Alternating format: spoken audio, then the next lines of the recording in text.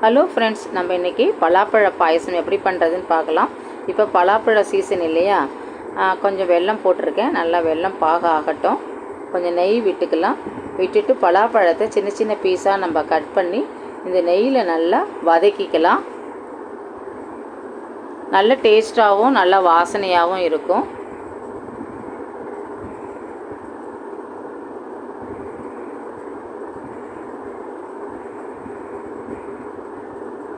நான் ஒரு டம்ளர் தேங்காய் பால் வச்சுருக்கேன். இந்த பாகு நல்லா வெல்லம் கரைஞ்சிடுச்சு, அதில் ஊற்றிக்கலாம். நல்லா மிக்ஸ் பண்ணி விட்டுக்கலாம். ஒரு டம்ளர் நான் பால், ஒரு டம்ளர் கோகோனட் பால், ஒரு டம்ளர் மில்க்கு, ரெண்டுத்தையும் நல்லா மிக்ஸ் பண்ணிக்கலாம்.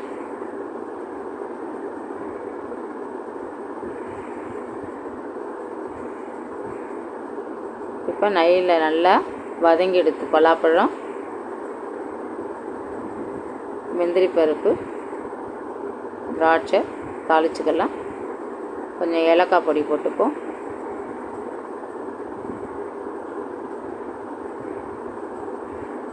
பாயசம் ரெடி ஆயிடுச்சு. இப்போ நம்ம வதக்கி வச்சிருந்த பலாப்பழத்தை இதில் எடுத்து போட்டு நல்லா மிக்ஸ் பண்ணிக்கலாம். சூப்பர் டேஸ்டான பலாப்பழ பாயசம் ரெடி. நீங்களும் ட்ரை பண்ணி பாருங்கள். தேங்க்யூ.